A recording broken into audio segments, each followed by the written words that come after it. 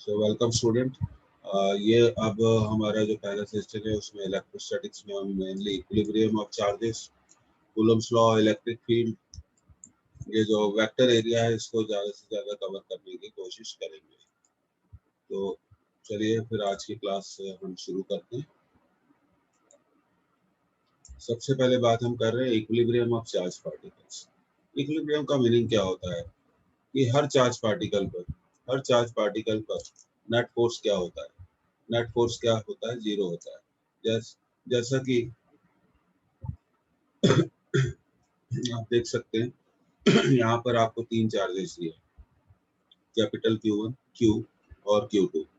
ये तीनों पॉजिटिव हो सकते हैं, तीनों नेगेटिव हो सकते हैं, दो पॉजिटिव हो सकते हैं, एक नेगेटिव हो सकता है। तो डिफरेंट सिचुएशंस मिलती है हमें। शुरुआत में हम मान लेते हैं कि ये पॉजिटिव है। Q1 और Q2 के बीच में जो डिस्टेंस हमें दिया गया है वो x दिया गया है, तो ये डिस्टेंस हमारा हो जाएगा, sorry, this distance will become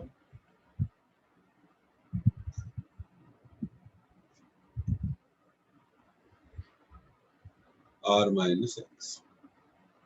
अब नेट फोर्स हम Q पर सपोज करते हैं। मान लीजिए ये सभी चार्जेस क्या है?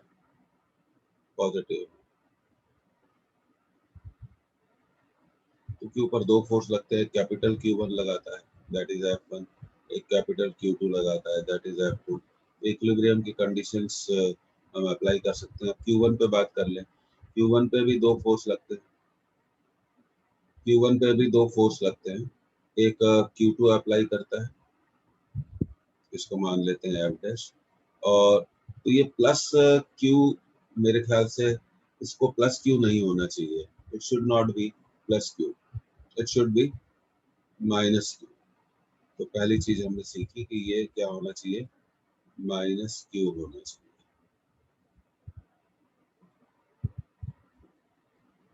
तो चलिए हम इसको अलग से क्या कर लेते हैं, ड्रॉ कर लेते हैं, और फिर इक्विलिब्रियम को क्या कर लेंगे, कंसीडर कर लेंगे। तो सबसे पहली चीज तो ये है कि इसको रखिए आप माइनस, और ये डिस्टेंस हो जाएगा r माइनस एक्स। अब इक्विलिब्रियम की बात करते हैं। अब आप देखिए ये जो हमारा Q1 है, ये हम लाइन ड्रॉ कर लेंगे, ये प्लस Q1 है और ये माइनस Q है और ये प्लस Q2 है। ये डिस्टेंस हमारा कितना है? x। ये हो जाएगा r माइनस एक्स। तरीका बता रहे हैं आपको। हाँ, अब सबसे पहले प्लस Q1 के इक्विलिब्रियम की बात करते हैं। तो देखिए प्लस Q1 पे दो फोर्स लगते हैं। एक लगता है प्लस Q2 के कारण, इसे मान लो F1, और एक प्लस Q1 पे फोर्स लगता है माइनस Q के कारण, मान लीजिए आप इसे F2। तो इक्विलिब्रियम की कंडीशन लगाना बहुत सिंपल है। F1 equal to F2, Coulomb's rule लगाइए। K Q1 Q2 upon R square equal to K Q1 into Q upon x square. K cancel. बहुत सिंपल तरीका आपको बता रहे हैं। तो आपका इक्वेशन कैसे बनता है ये बता रहे हैं। तो Q2 by R square equal to Q2 by R square equal to Q by x square. इस तरह से इक्वेशन बनाना सीख लीजिए। अब हम बात करते हैं माइनस Q पर। अब माइनस Q पर भी दो फोर्स लगते हैं। प्लस Q1 उसे अट्रैक्ट करता है F3, और प्लस Q2 भी उसे अट्रैक्ट करता है F4। इक्विलिब्रियम के लिए जरूरी है कि F3 और F4, कंसेप्ट बता रहे हैं कि क्वेश्चन कैसे लगाए जाते हैं। तो F3 प्लस Q1 और माइनस Q के बीच में फोर्स है, तो ये हो गया K Q1। क्योंकि आप अच्छे जानते हैं कि कूलम्स लॉ में हम फोर्स का साइन नहीं लेते, चार्ज का साइन नहीं लेते। और F4 है माइनस Q और Q2 के बीच में, तो ये हो गया K Q Q2 upon R minus x whole square. तो इक्विलिब्रियम में आपने ये सीखा कि अगर ये दो चार्जेस पॉजिटिव हैं तो बीच वाला चार्ज क्या होना चाहिए? नेगेटिव होना चाहिए। अब दूसरे केस के बारे में भी बात कर लेते हैं। अगर दोनों चार्ज Q1 और Q2 नेगेटिव हैं तो इक्विलिब्रियम के लिए जरूरी है कि बीच वाला चार्ज, जो मिडिल चार्ज है, जो कहीं उनके लाइन जॉइनिंग द चार्जेस के बीच में कहीं पर भी है, तो उस पर साइन क्या होना चाहिए? Plus Q। तो ये अप्लाई कैसे किया जाता है इसको आप सीखिए। फिर हमारे पास क्वेश्चंस आएंगे। इक्विलिब्रियम का बहुत सिंपल मीनिंग है, अगर 3 चार्जेस हैं तो तीनों पे लगने वाला नेट फोर्स क्या है, 0 है। 4 चार्जेस हैं तो चारों पे लगने वाला नेट इलेक्ट्रोस्टैटिक फोर्स 0 है। 5 है तो पांचों पर लगने वाला नेट इलेक्ट्रोस्टैटिक फोर्स 0 है। तो इसको आप नोट कर लीजिए। लगाया कैसे जाता है ये आपको सिखा रहे हैं, हाउ टू अप्लाई दिस।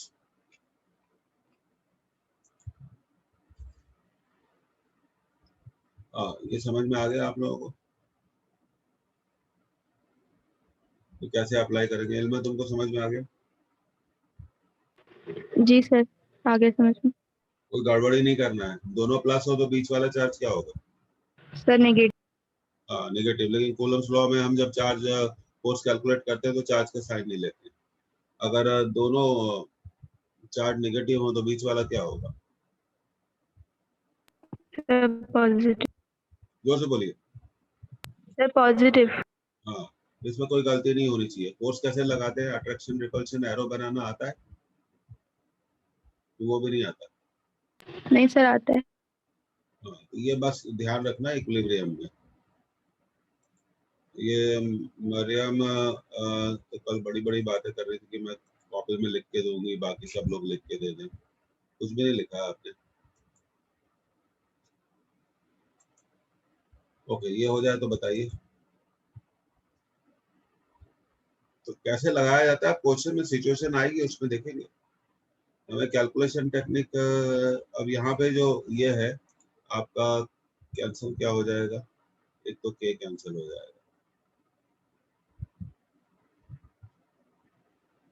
और क्यू कैंसिल हो जाएगा।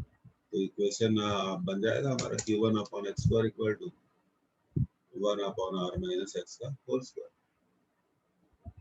तो इस तरह से इक्वेशंस को क्या करा जाता है, कैलकुलेट किया जाता है। आगे बढ़ते हैं। अब ये देखिए, ये कुछ मैंने आपके लिए शॉर्ट ट्रिक्स क्रिएट करी है तो आप इसे नोट कर लीजिए। सिमेट्रिक ज्योमेट्रिकल पॉइंट 4 से 7। सिमेट्रिक ज्योमेट्रिकल पॉइंट्स का मतलब है, आप देखिए जो केस ए दिया हुआ है, फिगर में दिया हुआ है, यहाँ पे कितने चार्जेस हैं? 3 चार्जेस है, स्मॉल क्यू। फिगर देखिए ट्रायंगल वाला, और तीनों इक्विलेटरल ट्रायंगल के कॉर्नर्स पे रखे हुए हैं। और इक्विलेटरल ट्रायंगल के सेंटर पे रखा हुआ चार्ज क्या है, क्यू। इक्विलिब्रियम के लिए कंडीशन क्या होनी चाहिए, that Q should be equal to minus Q by 3। Note करेंगे, डायग्राम बनाएंगे।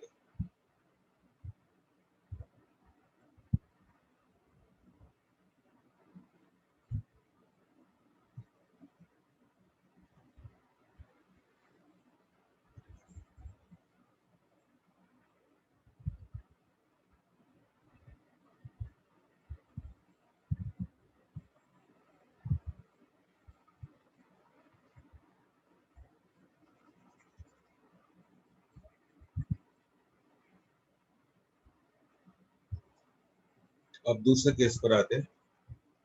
दूसरे डायग्राम में आपको दिख रहा है एक्स स्क्वायर। क्या दिख रहा है, स्क्वायर दिख रहा है? मुंह से बोलिए। और स्क्वायर के कॉर्नर्स में कितने चार्ज रखे हुए हैं, 4 चार्जेस रखे हुए हैं। और हर चार्ज की वैल्यू क्या है, क्यू है। हर चार्ज की वैल्यू क्या है, क्यू है। और सेंटर पे, स्क्वायर के सेंटर पे रखा हुआ है चार्ज प्लस क्यू।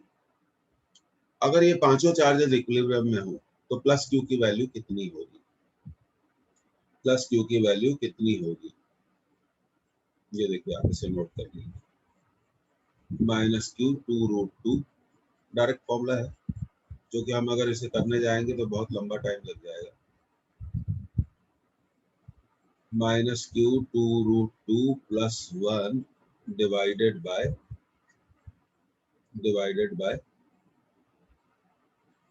4।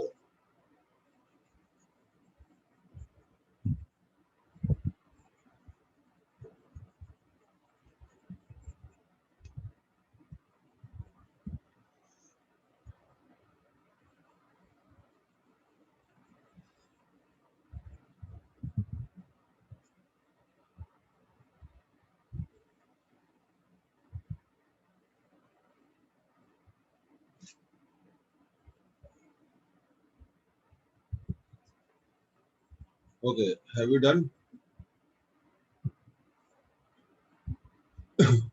अब ये याद रखना है रेडीमेड फॉर्मूला, अगर हम इसे निकालने जाएंगे तो एटलीस्ट 1 पेज लग जाएगा। माइनस क्यू, और ये देखिए दूसरी चीज ये है कि जो स्क्वायर के चारों कॉर्नर्स पे जो चार्जेस रखे गए हैं वो पॉजिटिव है, तो सेंटर में रखा हुआ चार्ज क्या होगा? नेगेटिव होगा, और उसकी वैल्यू होगी स्मॉल क्यू ब्रैकेट के अंदर 2√2 + 1 डिवाइडेड बाय 4। ओके, अब हम आगे बढ़ रहे हैं। ये बहुत टफ और टिपिकल केसेस होते हैं इलेक्ट्रोस्टैटिक्स के। अब ये देखिए स्टूडेंट को यहाँ बहुत प्रॉब्लम होती है, equilibrium of suspended point charge system. अब फिगर में आप देखिए दो चार्जेस हैं। कितने चार्जेस हैं? दो। दोनों को एक स्ट्रिंग से कनेक्ट किया हुआ है, डोरी से कनेक्ट करा है, और स्ट्रिंग को हमने एक पर्टिकुलर पॉइंट पर फिक्स किया हुआ है। तो थोड़ा हम इसको समझेंगे। ये देखिए ये स्ट्रिंग नंबर 1 और ये स्ट्रिंग नंबर 2, और स्ट्रिंग से कनेक्टेड है चार्ज, और उसकी वैल्यू है कैपिटल क्यू, उसकी वैल्यू भी है कितनी? Capital Q. स्ट्रिंग की लेंथ कितनी है? एल। एल और चार्जेस के बीच में डिस्टेंस कितना है? एक्स। और हमें ये कहा गया कि चार्जेस इक्विलिब्रियम में है।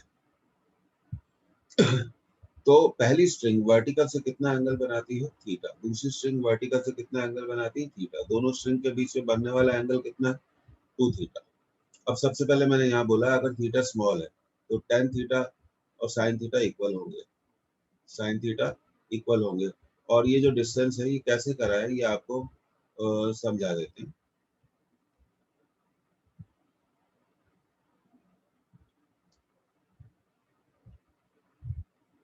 ये डिस्टेंस होगा x/2, ये होगा l, ये होगा थीटा। तो sin theta perpendicular upon hypotenuse, और इसी को हम ले लेंगे tan थीटा। ये हमारा पहला इक्वेशन जो हमें हमेशा याद रखना चाहिए। दूसरा फोर्सेस को रिजॉल्व किया है, जो टेंशन टी है। सबसे पहले हमने टेंशन टी को रिजॉल्व किया है। अगर ये एंगल थीटा है तो ये एंगल भी थीटा होगा। क्यों होगा? Alternate angle. तो टेंशन मैंने अपनी क्लासेस में भी सिखाया हुआ है आपको। टेंशन का एक रिजॉल्व क्वेश्चन हो जाएगा टी कॉस थीटा और दूसरा हो जाएगा टी साइन थीटा। अब इक्विलिब्रियम के लिए कंडीशन कैसे निकाली जाती है? वो बड़ी सिंपल है। सारे हॉरिजॉन्टल और वर्टिकल फोर्सेस एक दूसरे को क्या करेंगे? बैलेंस करेंगे। ध्यान दो, तो टी कॉस थीटा किसके इक्वल होगा? mg के इक्वल, इक्वेशन नंबर 2। और टी साइन थीटा क्या होगा? इलेक्ट्रोस्टैटिक फोर्स के इक्वल होगा। और इलेक्ट्रोस्टैटिक फोर्स आप क्या कर सकते हैं? निकाल सकते हैं। जरूरत पड़ने पे हम इसे इक्वेशन नंबर 3, जरूरत पड़ने पे हम इसे निकालेंगे। अब आगे कैलकुलेशन कैसे करनी है? तो ये तो पहले 3 बेसिक इक्वेशन हो गए। उसके बाद अगर हम थर्ड को सेकंड से डिवाइड कर दें तो हमें मिलेगा tan theta equal to F/mg, और F होगा K Q1 Q2 upon x square. ये देखिए tan थीटा की वैल्यू आ गई। हम यहाँ से tan थीटा की वैल्यू को क्या कर सकते हैं? इक्वेट कर सकते हैं। इतना नोट करिए।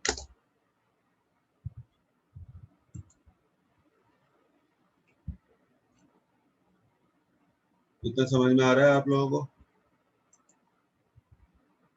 अरे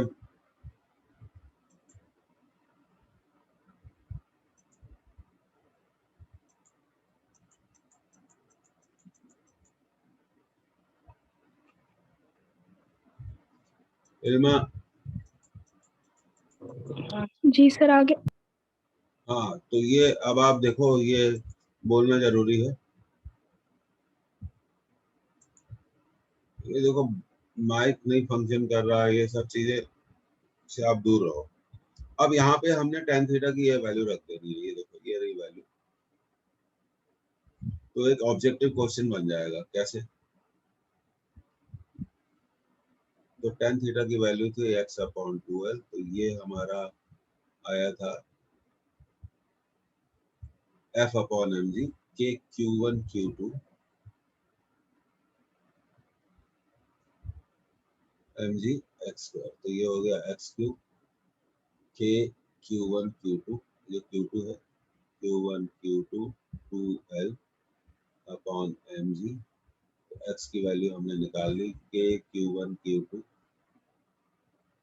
2l अपॉन mg। कंपटीशन के क्वेश्चन है ये, देखिए x हम ऐसे निकाल सकते हैं। अब देखिए ये इक्वेशन को आप नंबर 4 बोलिए, और अब एक और यहाँ पर वापस आते हैं, दोनों इक्वेशन को स्क्वायर करके जोड़ दिया, 2 स्क्वायर प्लस 3 स्क्वायर, तो t square cos square theta equal to m square g square equal t square cos square theta plus t square sin square theta. Electrostatics है, t square sin square theta equal to f square plus mg square, t square common, cos square theta plus sin square theta, trigonometry कमजोर मतलब परेशानियां, m square g square, m square g square, तो t can be written as f square plus m square g square. और अब आप चाहो तो एक काम कर सकते हो, इक्वेशन बनाना सीखना चाहिए कैसे बनाया जाता है। f की वैल्यू रख सकते हैं k square q1 square q2 square x to the power 4 plus m square g square. Formula याद रखने की बजाय फॉर्मूला आता कैसा है वो याद रखना है।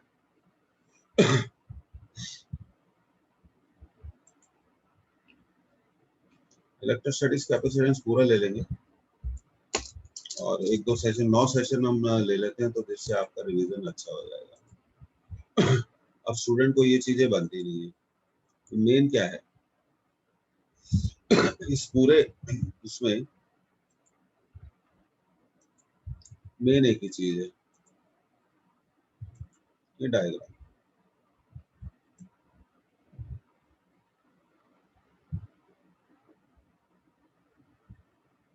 सारी सबसे इम्पोर्टेंट चीज क्या है, ये डायग्राम। अगर आपको ये डायग्राम याद है तो आप समझ लो आपका बहुत सारा काम क्या हो जाएगा, आसान हो जाएगा।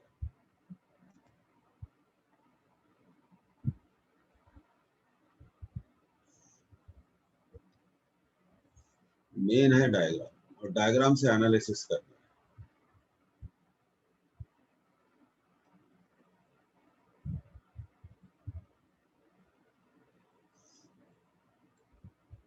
डायग्राम से इक्विलिब्रियम की कंडीशंस को क्या करना है, याद रखना है। डायग्राम ही हेल्प करेगा, बाकी कोई भी चीज मदद नहीं करेगी। मेन है डायग्राम।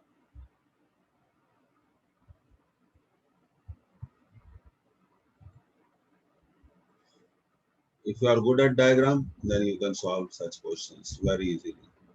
आप ऐसे क्वेश्चंस को बहुत आसानी से सॉल्व कर सकते हैं। डायग्राम क्लियर हो गया सबको, और कैसे फोर्सेस को रिजॉल्व करते हैं इसको सीखना होगा, और कोई रास्ता नहीं है। ये क्वेश्चंस हमने देखा है पिछले कई सालों में एग्जामिनेशन में बहुत कॉमन है और पूछे जाते हैं। तो सबसे पहले हमेशा याद रखना चाहिए, ऐसे क्वेश्चंस में टेंशन को रिजॉल्व करना चाहिए और एंगल डिसाइड करना चाहिए। आप इस पर आप क्वेश्चंस भी आएंगे तो हम उसमें बहुत सारे क्वेश्चंस बना सकते हैं, कोई बहुत बड़ी बात नहीं है। हाँ भाई, डायग्राम क्लियर है सब लोगों को?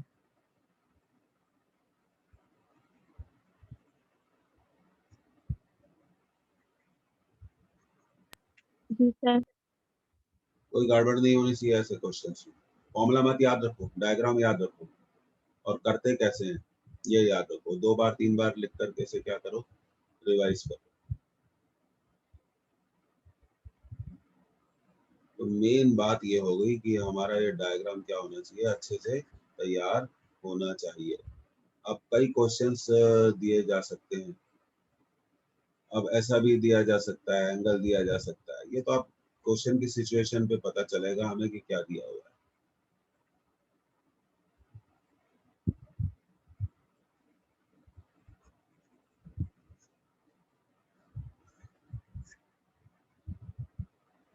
तो मेन इज द डायग्राम। अब दूसरी चीज आपको ये साइन टेन थीटा और साइन थीटा वाला जो कंडीशन है वो आपको करके बताइए, ये आपको याद रहनी चाहिए। अब ये सब क्या टिपिकल चीजें हैं, जो जनरल क्वेश्चंस हैं वो तो इलेक्ट्रोस्टैटिक्स के बन जाते हैं कूलम्स लॉ पर। F equal to K Q1 Q2 Q1 Q2 upon Q1 Q2 upon R square. वो तो बन जाते हैं, मेन है ये questions. Okay, if you are done with it तो हम आगे बढ़ रहे हैं। देखिए ऐसे आपको हाइलाइटर्स अपनी कॉपी में भी क्या करना है, यूज करना है। अब देखिए now it looks so good, हमारा फोकस जाता है।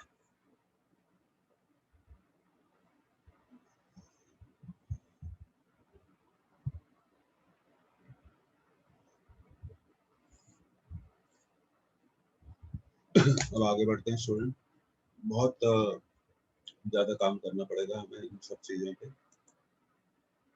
अब जैसे एक सिचुएशन आपको दे दी, मान लीजिए एग्जामिनेशन में एक सिचुएशन आपको दे दी, मान लीजिए ये आपका ब्लॉक है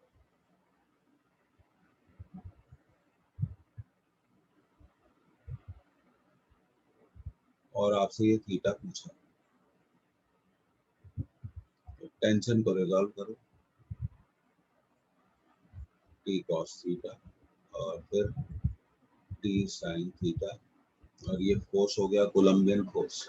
और फिर बहुत आसान है, टी कॉस थीटा को क्या लिख दो, एम जी लिख दो, टी साइन थीटा को क्या लिख दो, एफ लिख दो। एफ क्या होगा, के Q1 Q2 जो भी डिस्टेंस है अपॉन एक्स, मान लीजिए डिस्टेंस कितना है, एक्स है, तो ये हो जाएगा आपका एक्स स्क्वायर। कितना हो जाएगा, x square.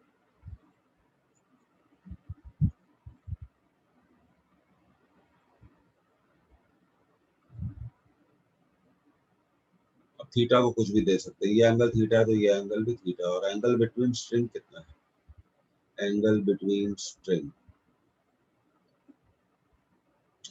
Online classes are always better, लेकिन उसके लिए आपको चाहिए अच्छा नेट और अच्छा device, mobile, tablet, student laptop, desktop, ये सब चीजें बहुत जरूरी हैं, और एक छोटा सा printer. In future when you will move to the college, classes ऐसे ही चलेंगी तो ये डिवाइस तो आपके हमेशा काम आएंगे। ओके, अब समझ गए होंगे, आगे बढ़ते हैं। अब देखिए, four identical point charges each of magnitude q are placed at the corners of square of side A, find the net electrostatic force on any of the charge। ये क्वेश्चन हम देख रहे हैं कि बहुत बार एग्जामिनेशन में ऐसे क्वेश्चंस को क्या है, पूछा गया है। सब पीछे कर दीजिए।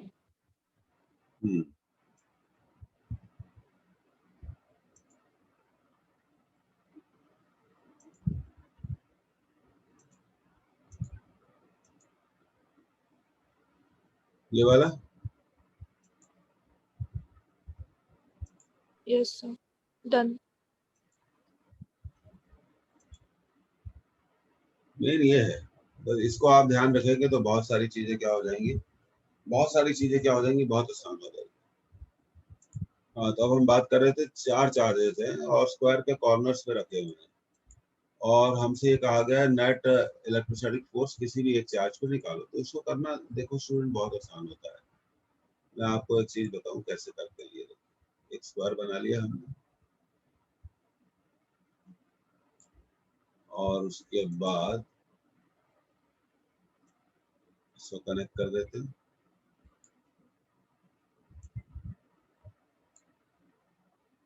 ठीक है, अब काम आसान है। सॉरी, ये Q है, ये Q है, ये चार्ज भी Q है, ये चार्ज भी Q है, ये A है, ये A है, ये कितना होगा, √2 है। हम अच्छे से जानते हैं। अब कितने फोर्स लगेंगे, एक तो अपोजिट कॉर्नर्स के कारण लगेगा फोर्स, इसके कारण Q, और ये फोर्स लगेगा मान लीजिए कितना, F1। तो F1 हो गया KQ² upon 2A² upon 2A², ये हमने निकाल दिया।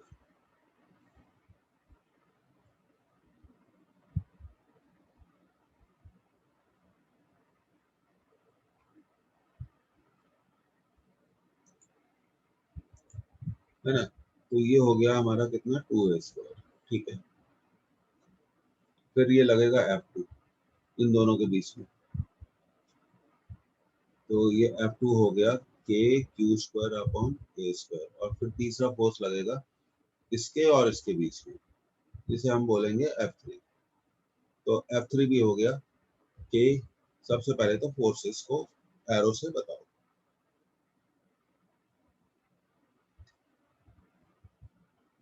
उसके बाद F1 और F3 होगा क्या, F1 और F3 90 डिग्री पे एक्ट कर रहे हैं, तो उनका जो रिजल्टेंट है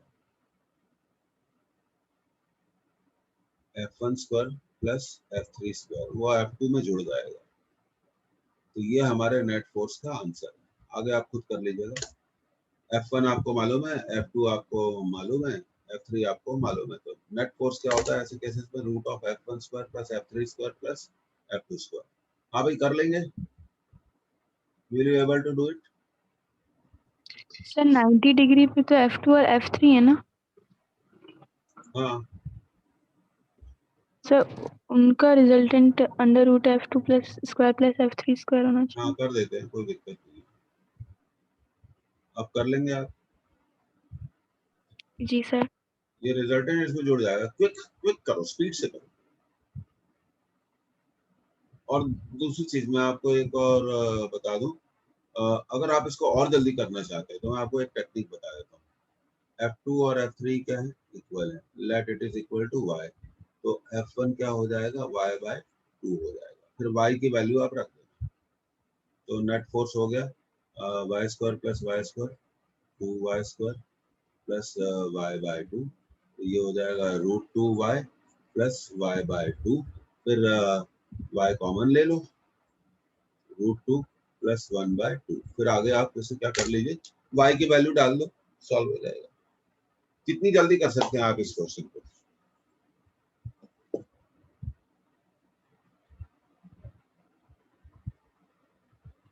कितनी जल्दी कर सकते हैं? ये हमने पहले भी कराया है, क्लास कॉपी देखिए। हाँ फिर से बार बार एक चीज सबसे ज्यादा जरूरी है, अगर आपने इलेक्ट्रोस्टैटिक्स की क्लास कॉपी बनाई हुई है, उसमें बहुत सारे हमने क्वेश्चंस करे, उसको सबसे पहले जबरदस्त रिवीजन लाओ। ये पहला स्टेप है प्रिपरेशन का। और दूसरा स्टेप इस क्लास की कॉपी को रिवाइज करो। तीसरा स्टेप फॉर्मूला रिवाइज करो। हाँ भाई हो गया, आगे बढ़ रहे हैं। अभी क्वेश्चन आएगा तो बन जाएगा आपसे। मेरे उनका माइक ही नहीं काम कर रहा। गुड।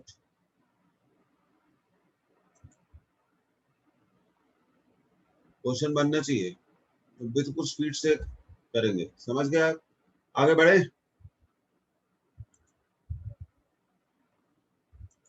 ये आएगा तो फिर गड़बड़ नहीं होनी चाहिए, इसको क्लियर कर रहे हैं।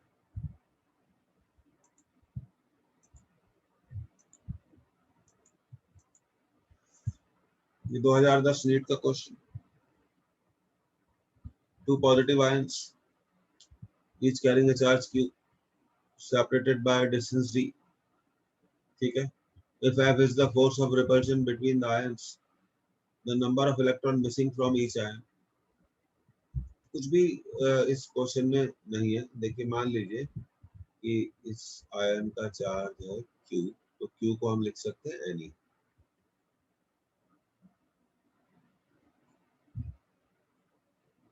प्लस चार्ज है डिस्टेंस d है, तो फोर्स क्या होगा 1/4πε0, क्योंकि आंसर 4πε0 दिया हुआ है, q into Q upon D square. और F equal to 1/4πε0 Q square को लिख देंगे n स्क्वायर ई स्क्वायर, जो कि हम चार्ज को लिख सकते हैं। तो हमसे पूछा है 4πε0 F D square upon E square equal to n square.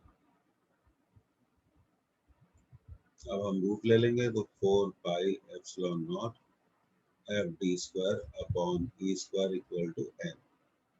ये हमारा आंसर मिल गया हमें तीसरा।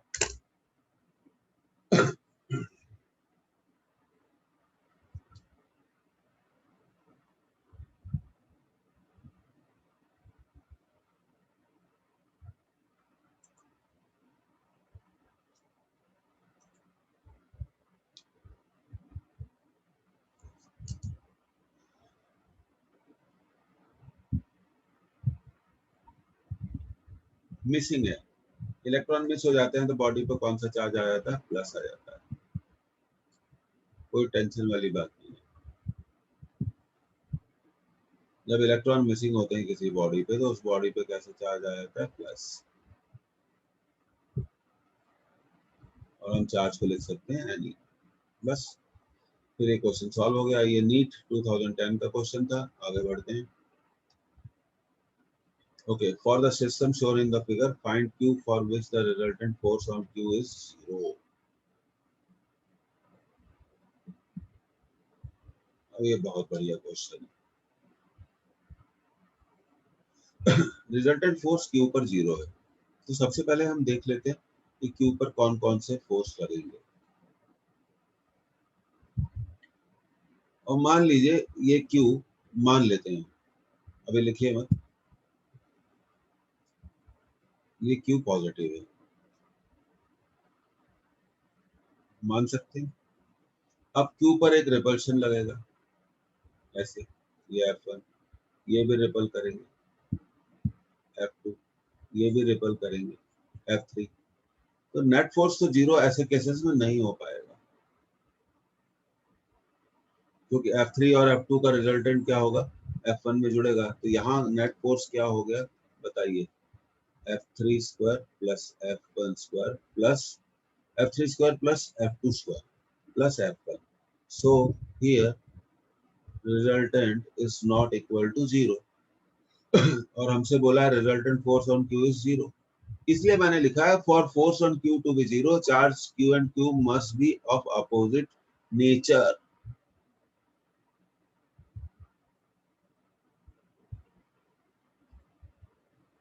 तो अब इसको रब कर देते हैं, ये देखिए। तो अब ये बात हमें समझ में आ गई कि भाई Q का हमें जो चार्ज है वो क्या लेना पड़ेगा?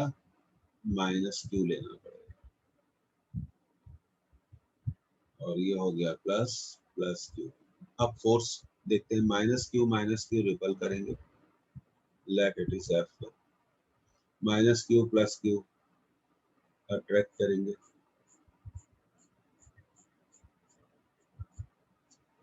Late it is F2। और ये माइनस Q को ये भी अट्रैक्ट करेगा, लेट इट इज F3। और आप देख रहे हैं F2 और F3 के बीच में कितना एंगल बन रहा है? 90 डिग्री। तो सिचुएशन ऐसी बनेगी। तो F2 और F3 का रिजल्टेंट फोर्स हो गया F2 square plus F3 square, और ये हो गया F1। तो नेट फोर्स 0 होने के लिए F1 must be equal to root of F2 square plus F3 square. तो हम कहेंगे F1 square equal to F2 square plus F3 square. ये कंडीशन आ गई। अब रहा सवाल F1, F2 और F3 को निकालने का, तो वो हम निकाल सकते हैं। अब देखते हैं F1 किसके बीच में फोर्स है। ये तो साइड हो गई √2। चलिए मैं यहाँ आपको F1, F2, F3 निकाल के बता देता हूँ, आप आगे से सॉल्व कर लीजिएगा। F1 माइनस Q और माइनस Q के बीच में force Q square bye 2a square, ठीक है। F2 माइनस Q और प्लस Q, कैपिटल Q के बीच से force Q upon a square. और उसी तरह F3 भी आ जाएगा Q अपॉन a स्क्वायर। फिर आप ये फॉर्मूले में इन सब वैल्यू को रख दीजिए और सॉल्व कर लीजिए। तो अगर आप नहीं रख पाते हैं तो फिर हम रखेंगे अगली स्लाइड में। पहले आप इसे समझ लीजिए, फिर आप इसे नोट कर लीजिए।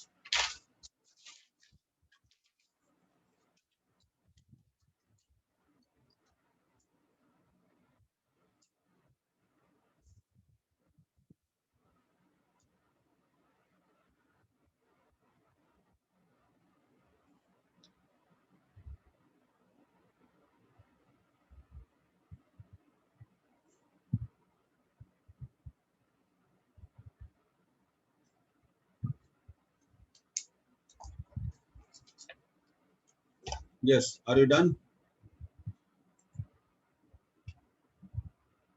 अगर टफ लेवल से, इजी लेवल इसमें कुछ भी नहीं।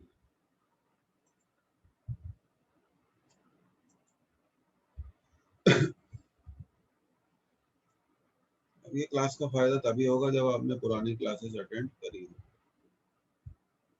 तो आगे बढ़ रहे हैं, वैल्यू रख देते हैं। चलिए, तो हमारा था f1 square equal to f2 square plus f3 square f1 k square q to the power 4 4 a to the power 4 f2 k square q square upon a square का स्क्वायर, ये हो जाएगा a to the power 4। Please अपना camera हटाइए और ये हो जाएगा k square q square upon a to the power 4।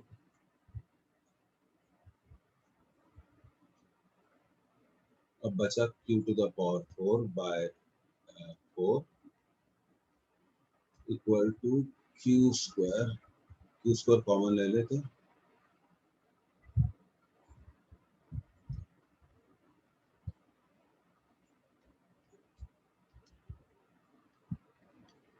Into 2q square, ये कैंसिल कर देगा तो ये हो जाएगा q square by 2 equal to 2q square, और फिर ये हो जाएगा q square equal to q square by 4।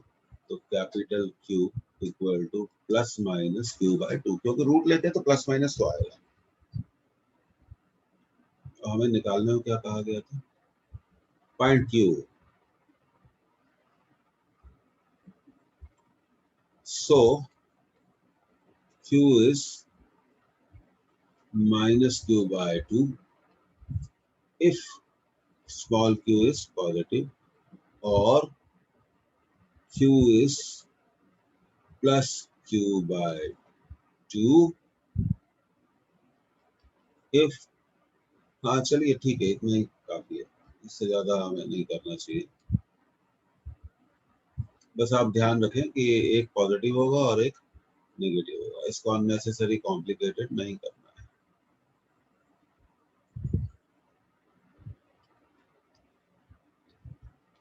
ये थोड़ा 4 लिख दें अच्छे से।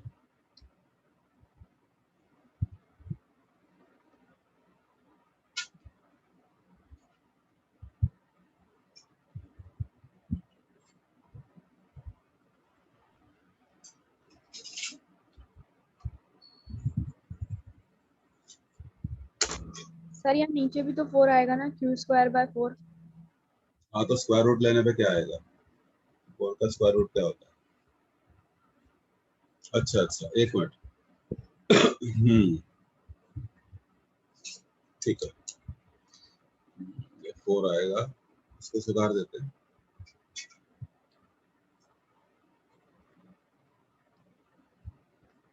तो ये हो जाएगा 8,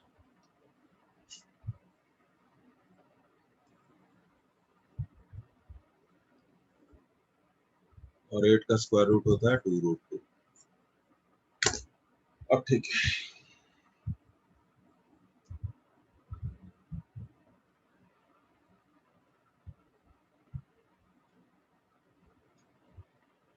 तो आपने देखा अब एक नेट फॉर्मूला हमने डेवलप कर लिया, फटाफट हम चीजों को स्क्वायर पे क्या कर सकते हैं, सॉल्व कर सकते हैं। हाँ भाई, सबका हो गया।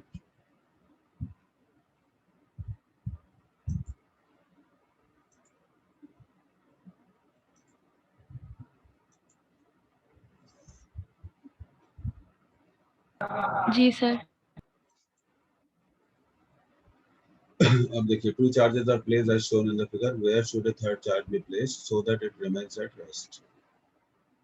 देखिए, सबसे पहला ऑब्जर्वेशन, एक चार्ज है +9e और दूसरा है +16e, क्योंकि कोई भी साइन नहीं दिया तो हम इन्हें पॉजिटिव मानेंगे।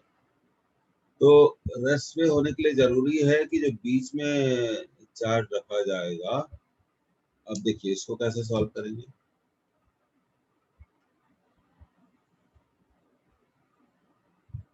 ये 9e है और ये है 16e। मान लीजिए बीच में हमने चार्ज रखा -q, तो 9e इसे अट्रैक्ट करेगा और +16e इसे अट्रैक्ट करेगा। टोटल डिस्टेंस दिया हुआ है 70 सेंटीमीटर। पहले क्वेश्चन को समझिए, बेसिक क्वेश्चन है। तो ये डिस्टेंस कितना होगा, x होगा, और ये डिस्टेंस कितना होगा, 70 माइनस x। अब concept of equilibrium rest F1 equal to F2 K 9e into Q, charge का साइन नहीं लेना है, upon x square equal to K, Q और 16e के बीच में force 16e Q upon 70 minus x का whole square. E cancel, K cancel, small q cancel. So what we are left with 9 upon x square equal to 16 upon 70 minus x square। अब आप root ले लो,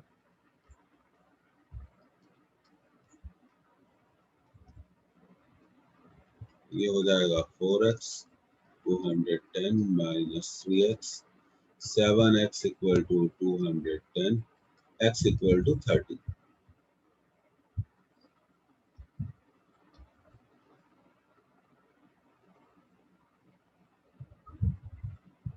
अगर ये 30 है तो ये क्या होगा, टोटल डिस्टेंस 70 है तो ये 30 है तो ये क्या होगा 40। अब आंसर देखते हैं, 30 centimetre from 9e, 40 centimetre from 16e, correct. 40 centimetre from 9e, गलत। चौथा आंसर बोलता है या तो 1 है या सही है, तो ये सही है। तो करेक्ट आंसर हमारा चौथा ही होगा, क्योंकि उसमें फर्स्ट और सेकंड दोनों इंक्लूडेड है।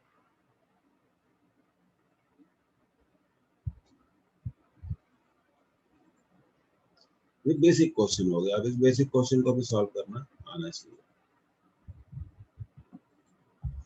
सिर्फ क्लास कॉपी का रिवीजन लिख लिख कर करो। क्लास कॉपी में जो क्वेश्चंस दिए गए हैं उनको बार बार देखो, और अगर इलेक्ट्रोस्टैटिक्स पे टेस्ट कंडक्ट हुआ है और कैपेसिटेंस पे या करंट इलेक्ट्रिसिटी पे, उसको करो। प्रीवियस ईयर क्वेश्चंस मैं आपको सारे करा दूंगा, और फिर टाइम मिले तो वर्कशीट कर सकते हैं। हाँ भाई, हो गया। तो this way it is done.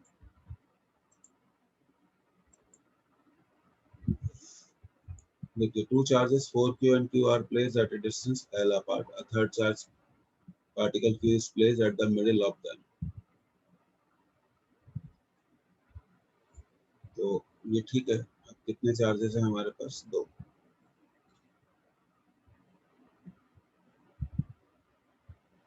4q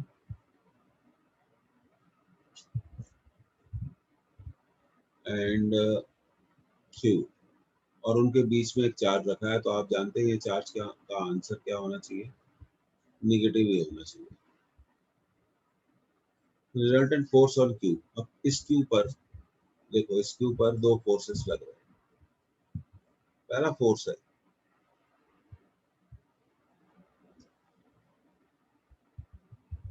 minus q और q के बीच में, लेट इट इज F1। दूसरा फोर्स है q और 4q के बीच में, लेट इट इज F2। और ये पूरी डिस्टेंस कितनी दी हुई है, L दी हुई है। तो मिडिल में रखने के कारण हम इसे बोल सकते हैं L/2। अब कुछ नहीं करना, कूलम्ब्स का फॉर्मूला लगाना है। हाँ भाई, F1 इक्वल टू F2, क्योंकि नेट फोर्स 0 है। F1 माइनस कैपिटल Q और Q के बीच में फोर्स है, तो लिखेंगे Q upon L square by 4। और F2 फोर्स है 4Q और Q के बीच में, तो K 4Q Q upon L square. Cancel करते हैं, K Q L स्क्वायर। अब बचा क्या, 4 capital Q equal to 4Q, तो Q इक्वल टू Q। तो एक कूलम्ब्स लॉ से हमने आंसर निकाला, Q equal to Q। First answer नहीं है, but Q is negative, therefore Q equal to minus Q। So correct answer is second।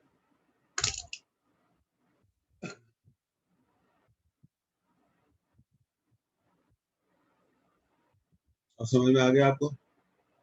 अगर ये एक्सट्रीम चार्जेस पॉजिटिव दिए हैं, कोई साइन दिया नहीं था, तो बीच वाले चार्ज का साइन क्या होना चाहिए, निगेटिव होना चाहिए। और कूलम्स के लॉ से हम साइन नहीं निकाल सकते, वैल्यू निकाल सकते हैं।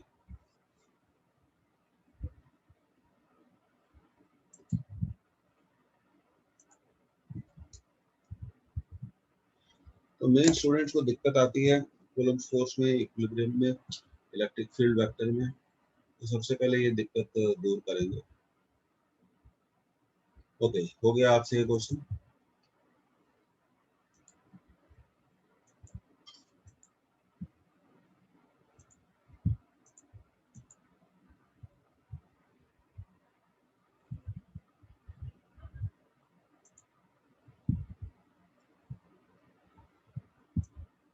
Next question,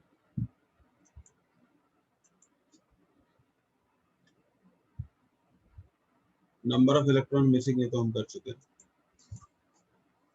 Two identical particles each having a charge 10 microcoulomb are tied with two strings of equal length 1 meter at a common point.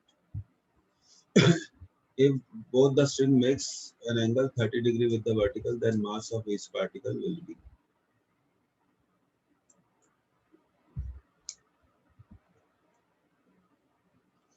अब देखिए, आपको अच्छे से मालूम है कि ऐसे क्वेश्चंस को हम कैसे सॉल्व कर सकते हैं।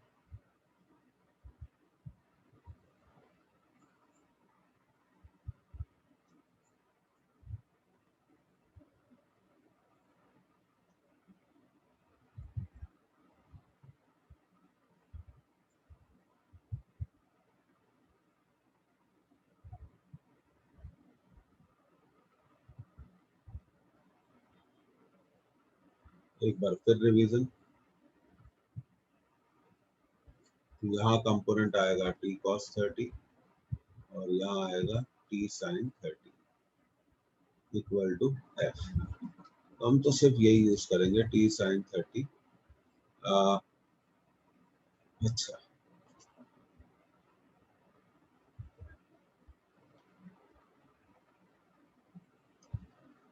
क्या क्या दिया हुआ है, चार्ज दिया हुआ है, चार्जेस। अच्छा, स्ट्रिंग की लेंथ दी गई है, ठीक है।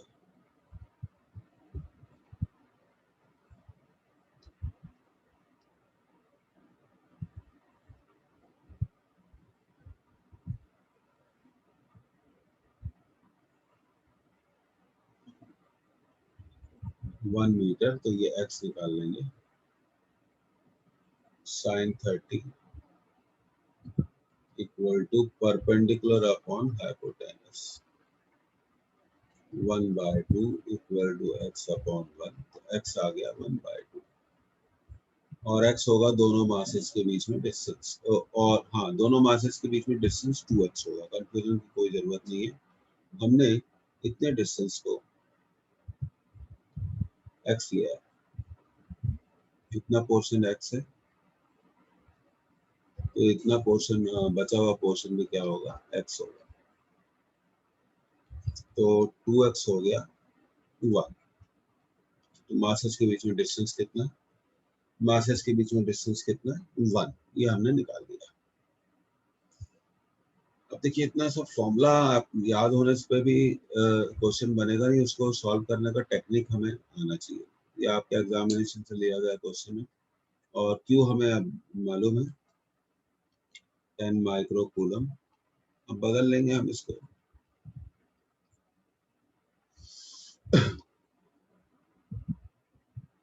अब इतना डेटा हमने निकाल लिया।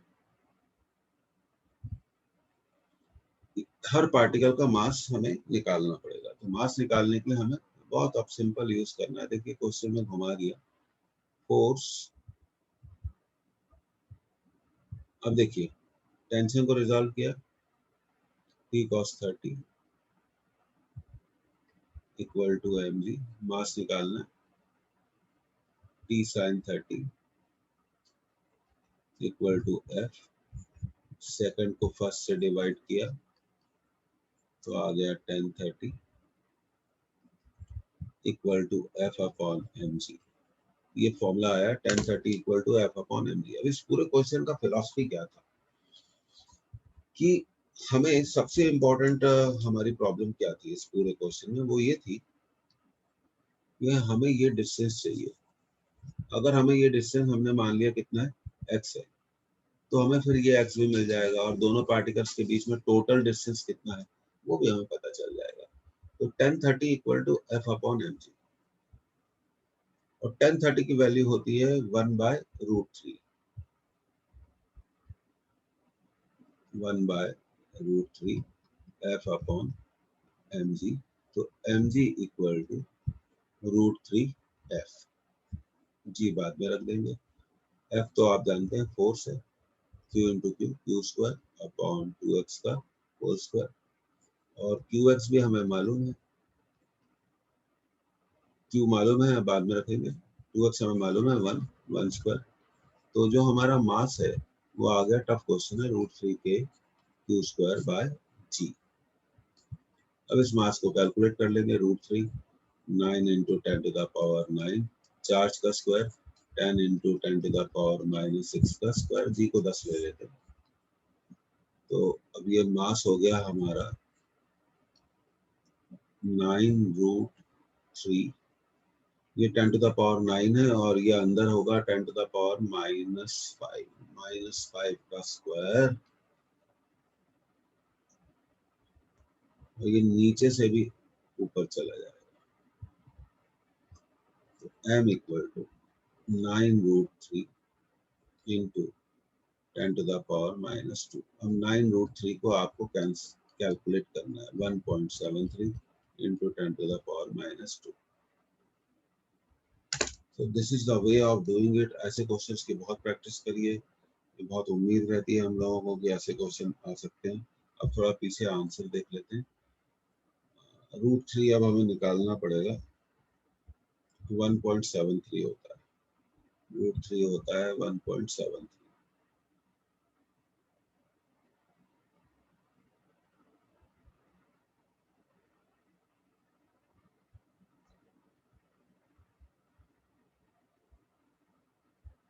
$732 होता है, तो ये आ जाएगा 0.155 kg।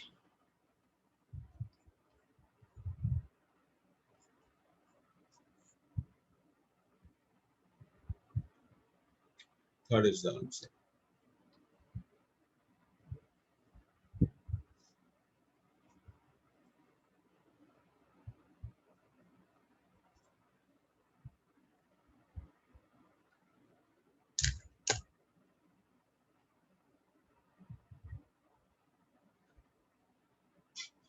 रिवाइज करिए ऐसी चीजें को।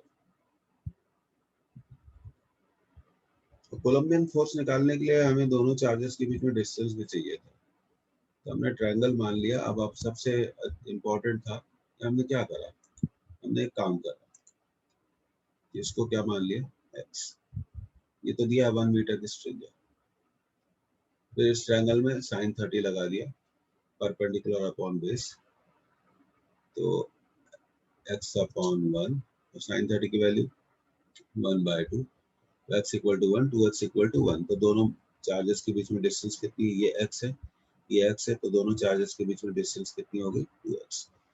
ये डिस्टेंस मालूम होना जरूरी है, तभी तो हम फोर्स निकाल सकते हैं कि q1 q2 अपॉन डिस्टेंस का स्क्वायर। फिर हमने टेंशन को रिजॉल्व किया, t cos 30 t sin 30, t cos 30 किसको बैलेंस करेगा, mg को, t sin 30 किसको बैलेंस करेगा, f को। सेकंड को डिवाइड किया फर्स्ट से। अब स्टूडेंट यहाँ फर्स्ट है, 1030 की वैल्यू नहीं मालूम है, 1030 की वैल्यू क्या होती है, √3। 1030 की वैल्यू क्या होती है, √3 होती है। फिर ये वैल्यू रख दी, इस तरह से क्वेश्चन क्या हो गया, तो सॉल्व हो गया।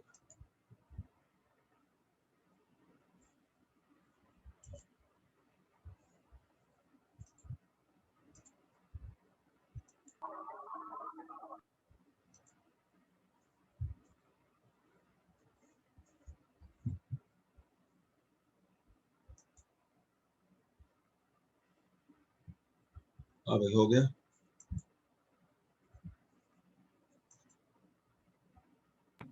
जी सर। सीखना पड़ेगा, ये अगर कमजोर रह गया ना तो फिर बहुत दिक्कत हो जाएगी, इसलिए मैंने उन्हीं स्पेशल पॉइंट्स को लिया। अब ये देखिए, ये भी आपके एग्जामिनेशन में क्वेश्चन, एक्चुअली एम्स में भी आया है। स्ट्रिंग की लेंथ कितनी दिख रही है? 1 मीटर। एंगल कितना दिख रहा है? 30 डिग्री। हो गया। बॉल का मास कितना है? 1 ग्राम।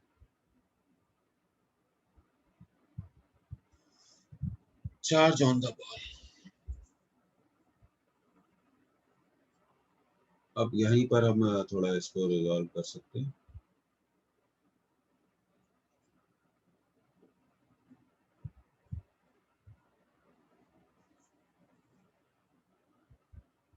पेपर में स्पेस होता है, इसको यूज करिए। t cos 30 और ये हो जाएगा t sin 30, ये हो जाएगा वेट और ये हो जाएगा n के बीच में फोर्स। और sin 30 उसको x मान लो,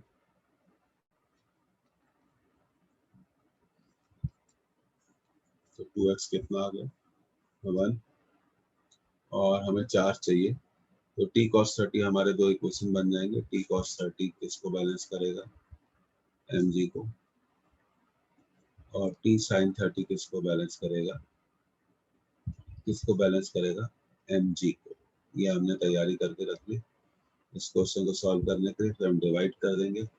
t sin 30 divided by t cos 30 equal to t sin 30 तो f को करेगा। t sin 30 किसको करेगा? f को करेगा। हाँ ठीक है।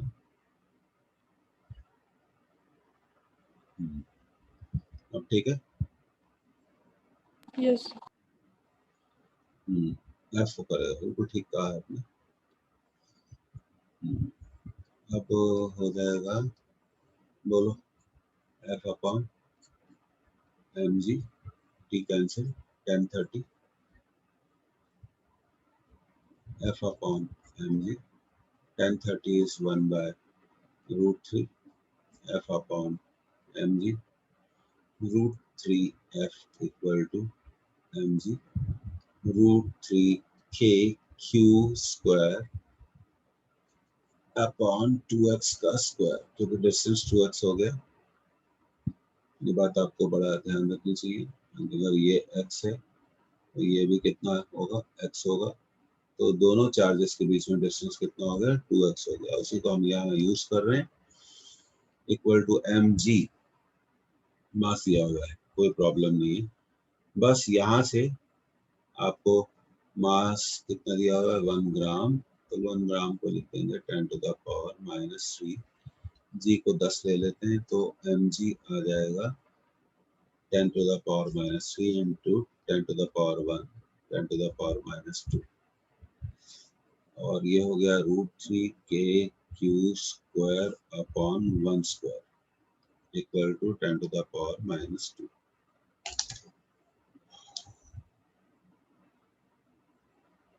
तो मेथड तो समझ में आ गई आपको। अगर इस तरह का कोई क्वेश्चन होगा तो आप लोग कर पाएंगे उसको। मेथड समझ लीजिए कि क्या होता है, बार बार करने से मेथड रिवाइज हो जाती है।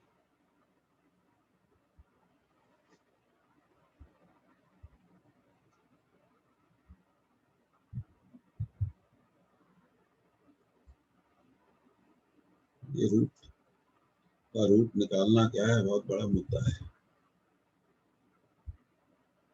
Yes, are you done? लिख लिया आप लोगों ने?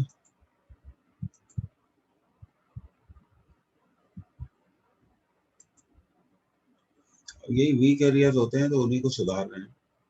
बाकी क्लास कॉपी रिवाइज करिए। तो ये था हमारा रूट 3 के Q square equal to 10 to the power -2।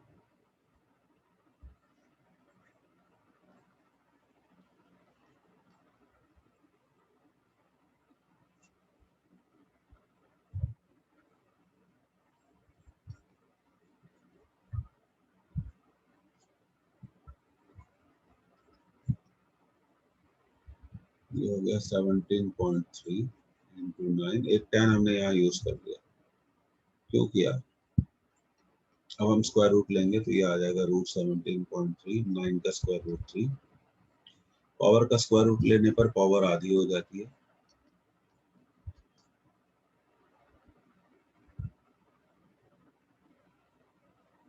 इसका हम अप्रोक्सीमेटली 4.1 ले लेते हैं, ये हो जाएगा 10 टू द पावर -5। तो आप इस तरह से क्यू की वैल्यू को फिर कैलकुलेट कर लीजिएगा। एक्चुअली 1 मिनट आंसरिंग का पेपर है, पेपर सिंपल आएगा और रिजॉल्व करना मालूम होना चाहिए। अब तो आप बिल्कुल इसको अच्छे तरह से सीख लो। पेपर में जो आएगा तो 1 मिनट आंसरिंग है, तो कोई इश्यू नहीं। ये हो गया आपका।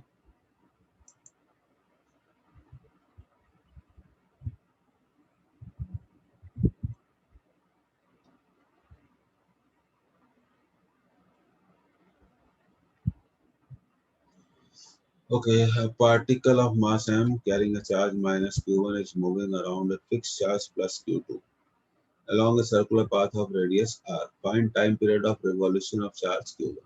बढ़िया क्वेश्चन।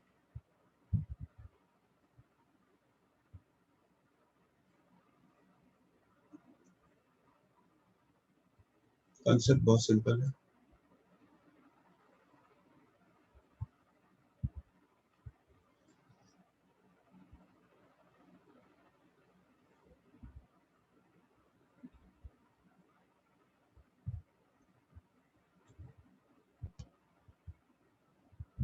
m माइनस q1 और सेंटर पे रखा हुआ है प्लस q2। तो माइनस q1 और प्लस q2 के बीच में लगेगा अट्रैक्शन, और अट्रैक्शन उन्हें प्रोवाइड करेगा, सर्कल की रेडियस भी दी गई है r। Force of attraction will give us the centripetal force. K q1 q2 upon r square, इसको लिख दिया r square omega square upon r, r से r कैंसिल, तो ये हो गया k q1 q2 upon r square. ये देखिए एक r कैंसिल हो गया था, तो एक r इधर बच गया, तो ये r स्क्वायर इधर आ जाएगा, तो ये r क्यूब हो गया upon omega square. So omega will be k q1 q2 upon m r cube, और ओमेगा को आप लिख सकते हैं 2 पाई बाय टी।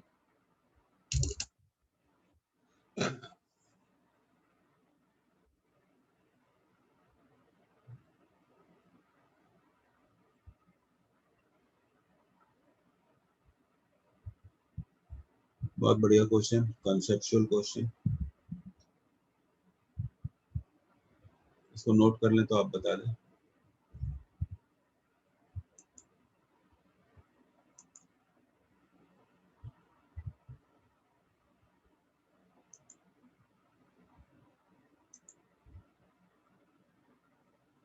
यस, तो जो यहाँ पर फोर्स ऑफ अट्रैक्शन है वो एक जरूरी सेंट्रीपिटल फोर्स देगा उस चार्ज को जो मूविंग अराउंड द सर्कल है।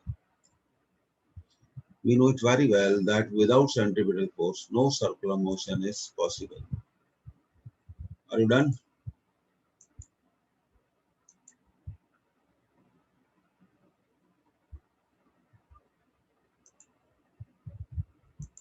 अब देखिए स्टूडेंट, नेक्स्ट सेशन में हमारे को नल पॉइंट करना है,